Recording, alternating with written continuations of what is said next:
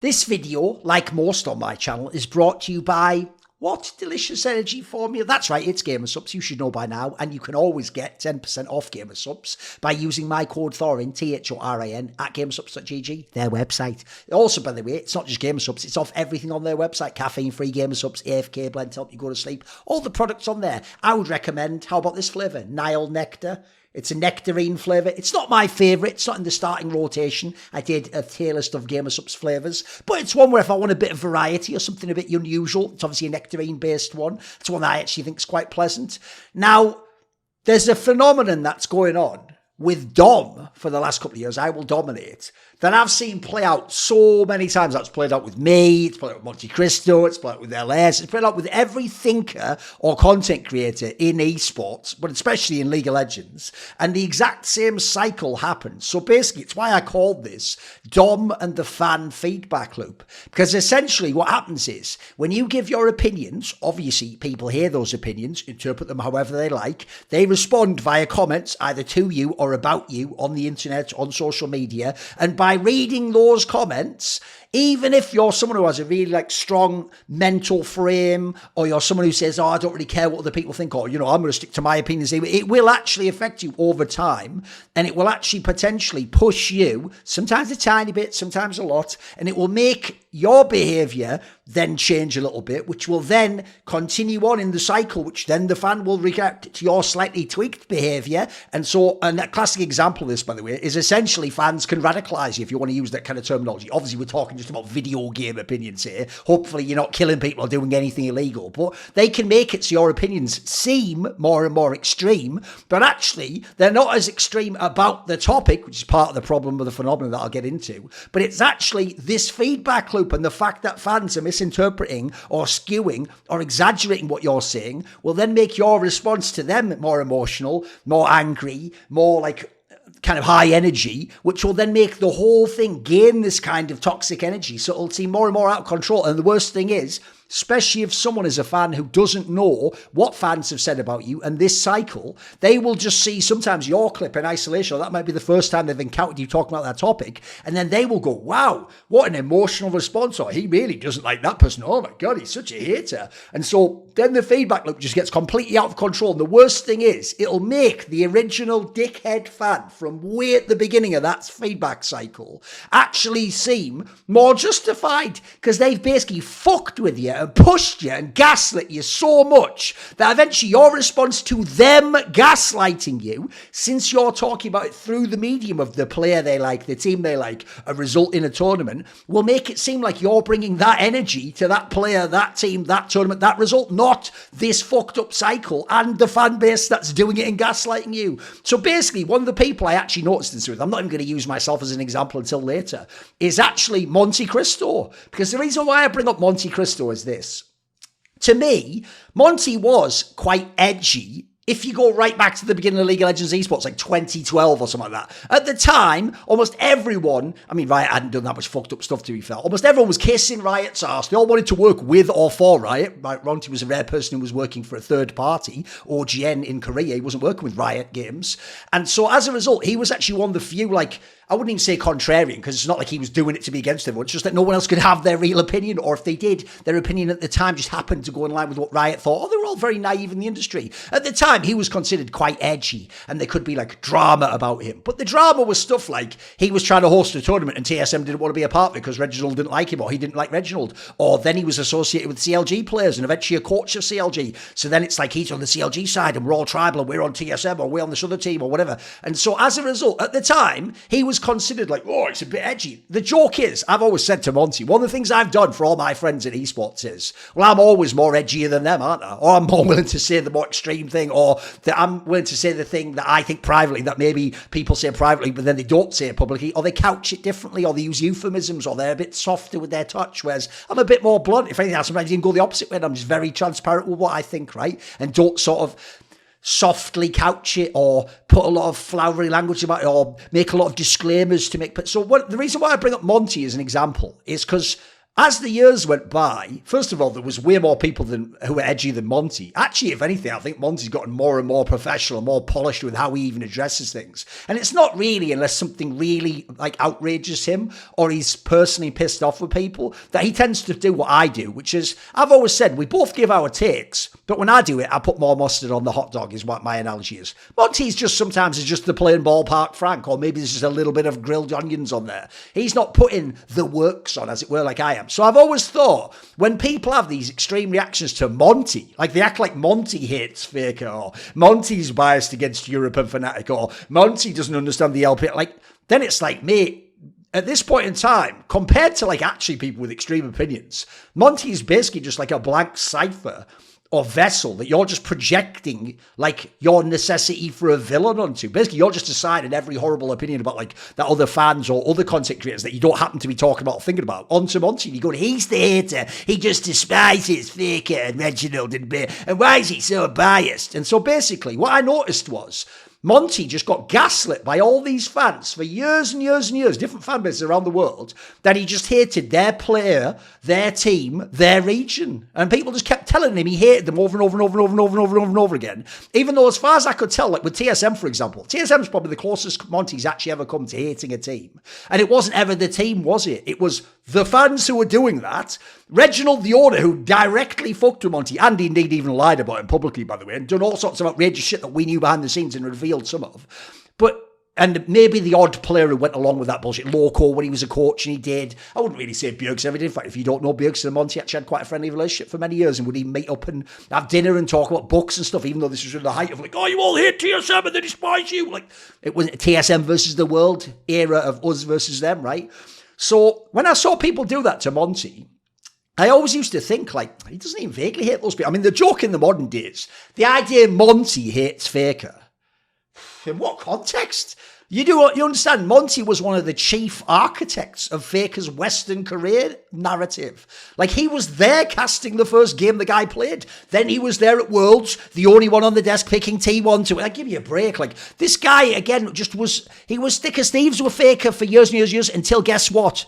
Till Faker wasn't the best anymore, until Faker stopped winning, until Faker sometimes actually could be the reason they lost the series or not be good enough to win them the series. Then he hated him. Oh no, not hated him. Sorry, what you mean is he just actually had critique of Faker, or said Faker isn't the best, or said Faker played poorly in certain scenarios, or Faker could have done more, or a better mid laner might have won the game. Now, to a moron, to a shithead fan, yeah, that's hate. Because they're so deluded, they think the default state of a normal neutral person is to worship and irrationally love a player or a team. No matter how they're playing, no matter what they've done, no matter what they say, you just love them and you act like they are actually a member of your family. That's how this parasocial relationship. They're either your best friend, your dad, or your fucking brother, or in some cases almost like your girlfriend or your boyfriend, if you see how people react. To people like that, yeah, absolutely, ranking someone second instead of first is hate. To say they played badly in the game, you must just hate them. If you think that actually someone else played better, you obviously just love that guy and just hate their play. So you can see how it's actually them projecting their insecurities onto you, and crucially, part of why they're doing it is to allow the feedback loop to go in a satisfying way for them, because if you did indeed hate that player, that team, that tournament result, then them being the virtuous one who doesn't, first of all, they're counterbalanced against you, and then also it fuels them, doesn't it? Now they have someone to point out, like a wrestling heel, go, oh, fuck you, you're the one who hates him. Oh, people like Monte and Dom and Thorin, of course, who hate this player, this tournament, this team, and this result.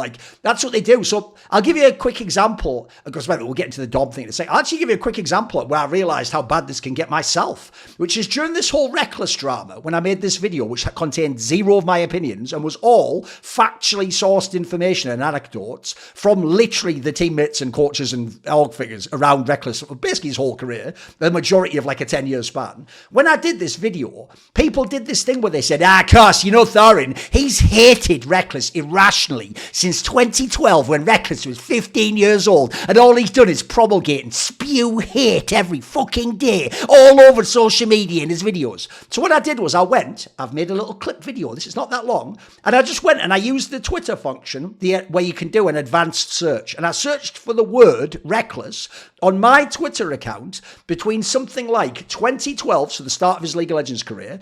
And I think it was 2017, the end of 2017, because it wasn't until like the latter half of 2017 that most of the stories I told in that video from his coaches, teammates, org figures kind of turned really dark and became like he was being a massive arsehole and even being like emotionally, and I would even say in terms of like team dynamics and power, abusive towards his teammates and being a piece of shit. So what I showed was, during this time span, I hadn't heard many of those stories at the time because they only sort of kicked in at the end. I went back and looked, and if you go watch the clip, here's the Cliff Notes version. There's fuck all hate. Like, the joke is that you even find insane stuff. Like, it turns out I actually did a tweet when he cried on stage that first time when he lost to OMG in the group stage of Season 4 Worlds. I even do a tweet where I'm sort of like, I actually feel bad for the guy. Elsewhere, literally the first tweets are me just saying stuff like, I think Rekkles is a bit overrated, or like, I prefer Freeze and Forgiven. That was interpreted as like extreme hate to the 15-year-old boy for 10 years. And then what you realise is there was never any hate.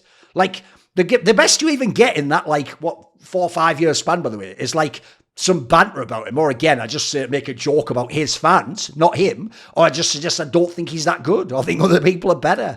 So people even gaslit me that, like, I've hated this guy, and I haven't at all.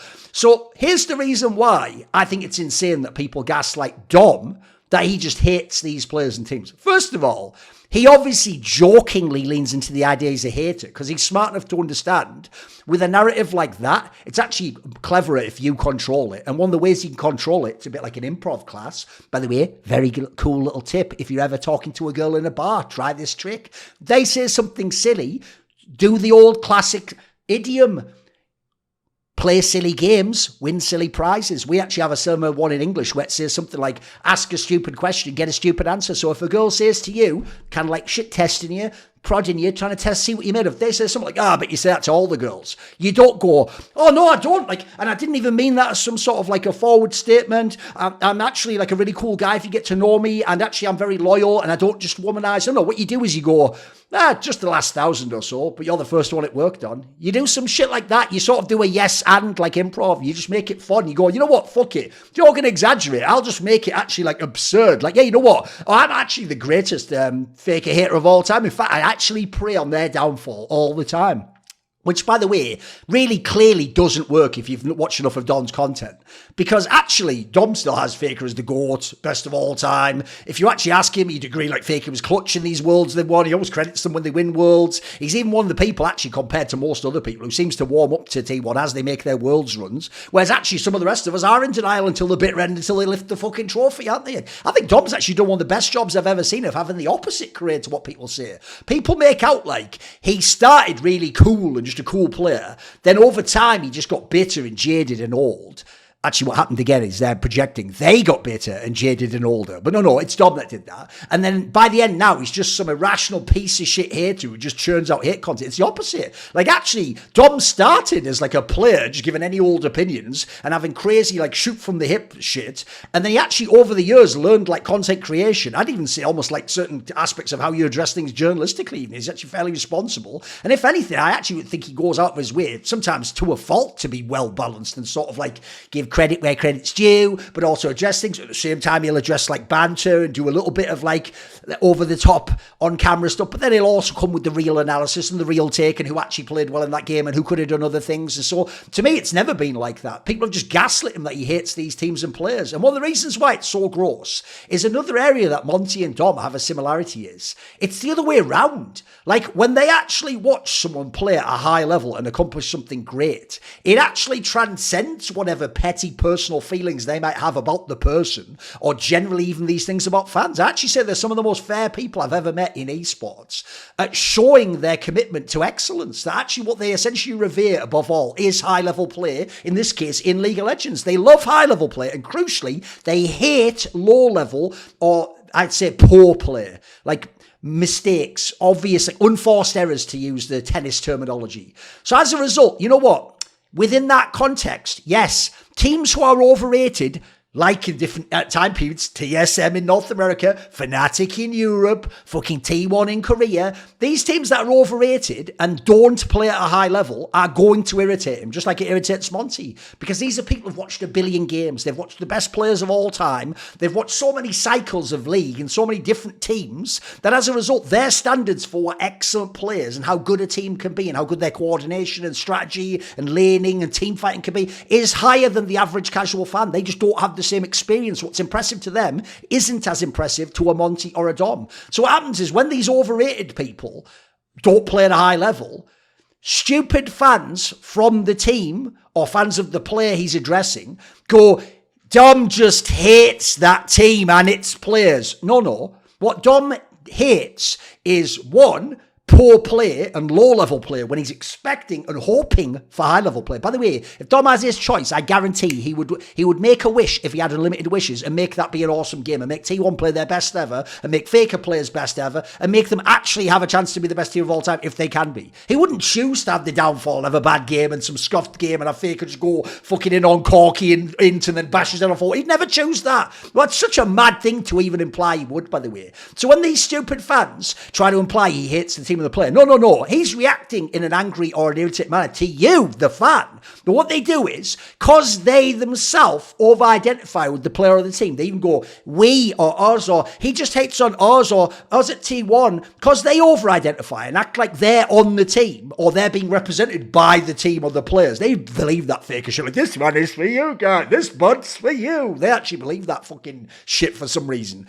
Then, when Dom doesn't like them, not Faker or T1 or anyone like that, they act like he didn't hate on them because they're identified with Faker, with T1. They act like he hated on Faker or T1, which is absolute fucking nonsense. By the way, if Dom hated on Faker and T1, he should have been having a field day with that thing of Faker hitting his head off the wall. If you actually hate Faker, you'd be loving that. I don't know anyone who did, by the way. I actually found that very fucking alarming. It's a bit like the thing where I think Whipple's a bit of a dickhead and has said plenty of lies and disingenuous things about me. But I'll tell you what, when I saw him going off before Worlds about all those teammates and sharing all like clearly things that behind the scenes told him in confidence and looking like he was having some sort of psychotic break, that wasn't funny to me. I couldn't even like hate watch that. I was watching it thinking like, someone reach out to this fucking guy. Like he's clearly in distress, by the way. This isn't actually like cool behavior. It reminds me, by the way, of when you see like Kanye West go and do all crazy shit on Twitter or on some talk show. You just think, mate, what's going on in your life? Like these aren't the actions of someone who's like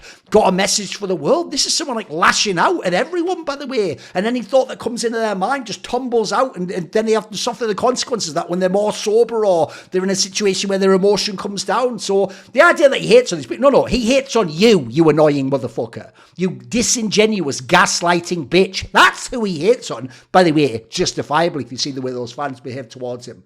So then one of the teams or players he said is overrated or didn't rate as number one, T1's a great example. Faker's a great example. They just won Worlds. Faker was fucking dope in the last 2 games of the final. When they do play well, when they play high-level League of Legends, do you know what proves that Dom and Monty love that aspect more than everything?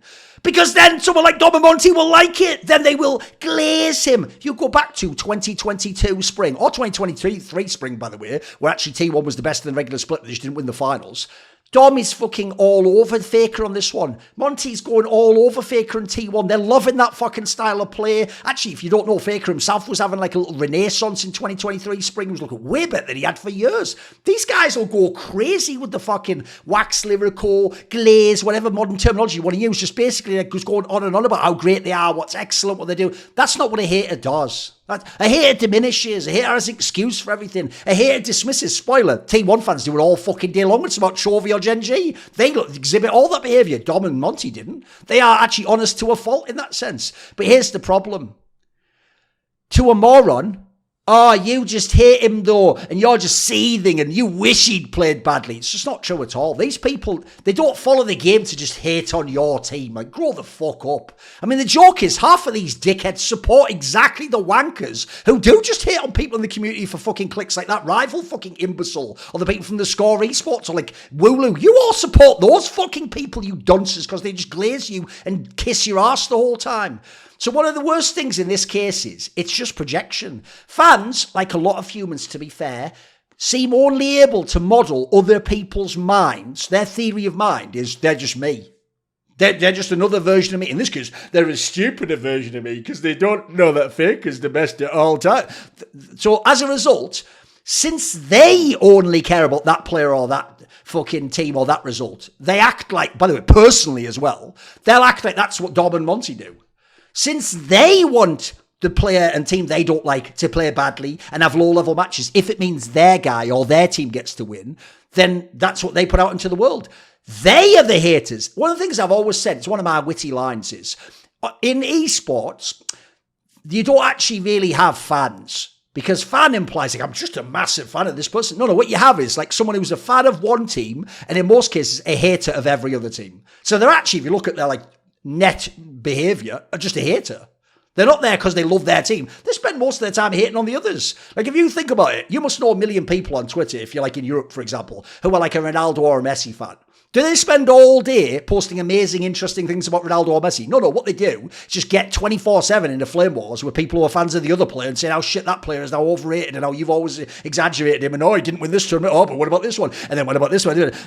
It's actually the hate they get off on. Like, they're the ones who do that. They're the haters. By the way, just look at any T1 fan when they're talking about Chovy or Knight or Scout. You'd think these people were subhuman trash who literally couldn't even press a button against Faker in lane or in the game. You'd never believe, if you heard a T1 fan, that Chovy was like 4-time champion in a row. You'd never believe he was being called the best player in all of League of Legends by like the majority of experts. You'd never think this was possible. You would actually think for real he was like fucking some like Fear X mid laner the way they're talking about him, or someone who plays for like Thunder Talk or something. You would actually think it was some like overrated player who just had like a few good games. It's them. It's the fans who ignore inconvenient or unpleasant facts and context, not people like Dom, etc. They might address it in a humorous manner, but I found people like Dom and Monty, again, to a fault, will address public criticisms, community sentiment, even people gaslighting them. They actually will even do the thing I think goes too far, where they actually go out their way to be like, I'm not doing it. Again, they try to defend themselves when you don't have to. You're defending yourself to a disingenuous fuck who doesn't want to hear it anyway, would never listen to you, and will just go, oh, who cares what you say, you fucking hate? You just say that now because they won. So that guy's a waste of everyone's time. And what's funny is, this might blow your mind, because I've actually never had anything particularly personally against Travis. And people don't know, I actually thought he was a mate for the first few years. I used to work with him. I've been up to LA a few times to meet him. He's just one of those people where we just have a very different type of tone to our work.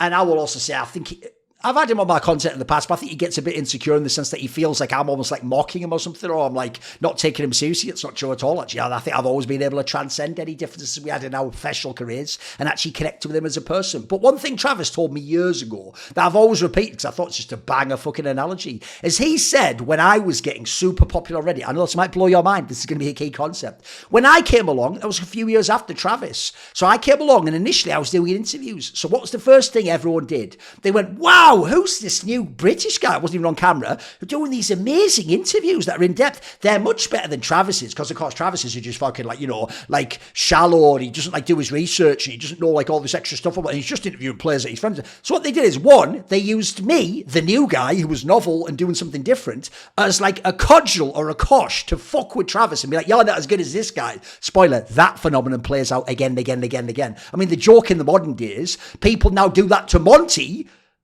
with to say, this Cadrill's the fair guy and the good guy, but Monty's a biased hater.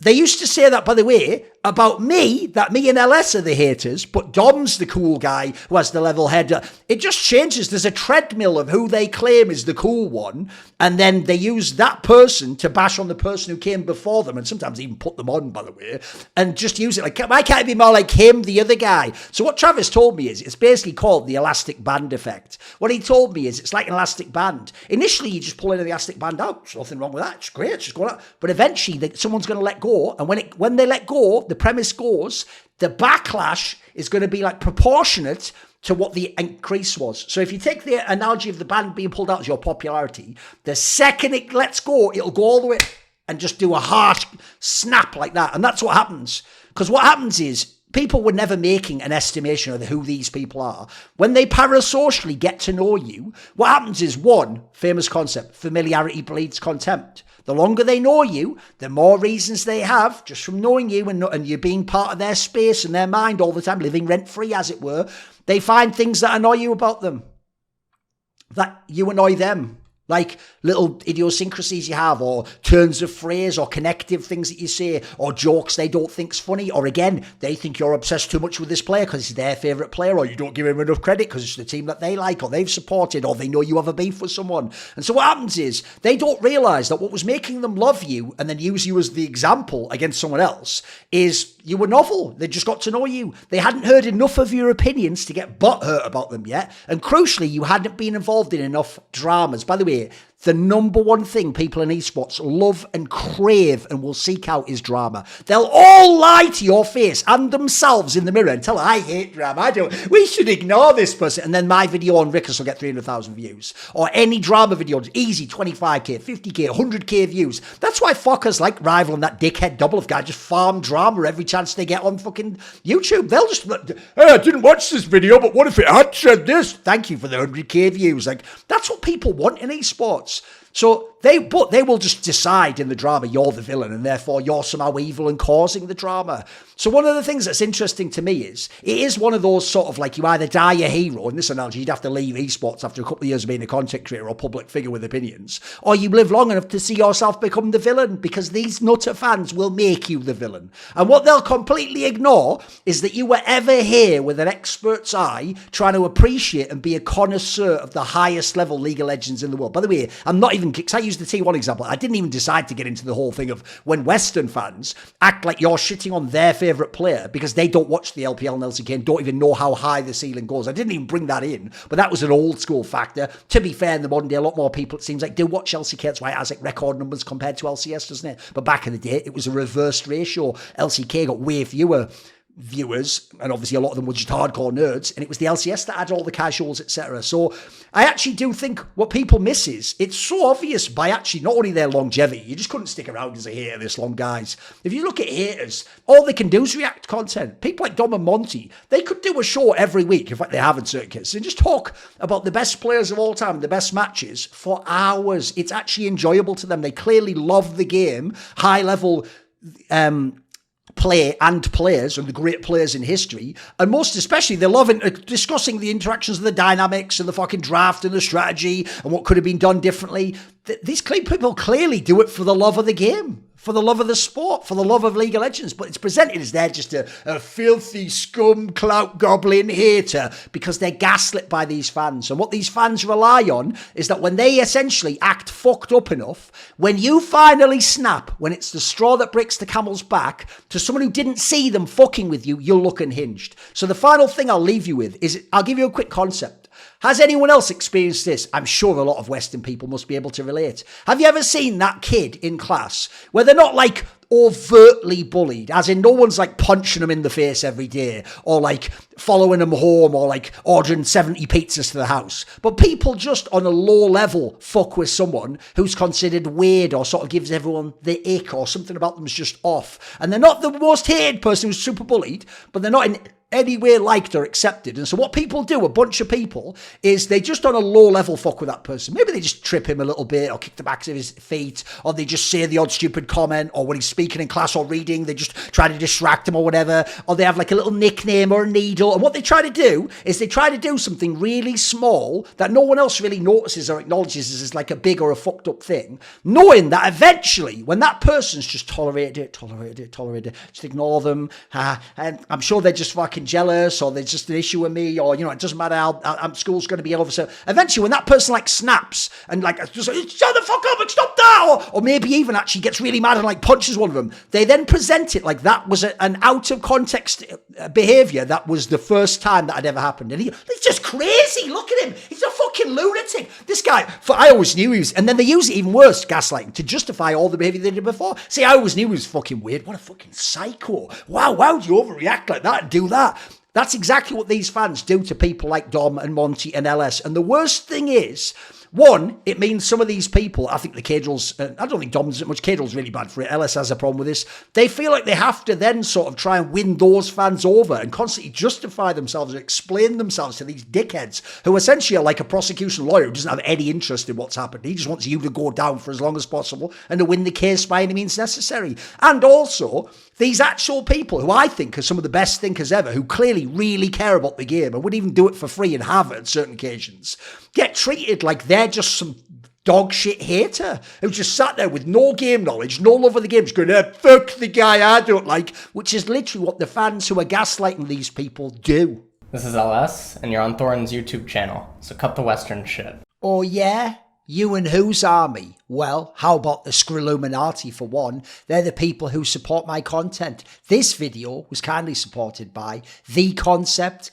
Matt, Pugnatio, Rajcula, Thooorin, Jensen Goh, Tosh, Jasun, Banediesel, Animosity, and you know it, everyone does. A special thanks goes out to my main man, Jerky's Minion, for the long-term support.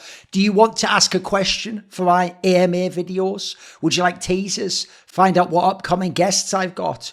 You want to suggest a topic or a guest? Maybe you want to be part of one of those 1 hour lengthy online discussions I do where the topics are set by you. Well, if any of these perks or more tickle your fancy, I think you know what to do by now. Put your money where your mouth is and join the Skrilluminati, where Patreon link in the description below.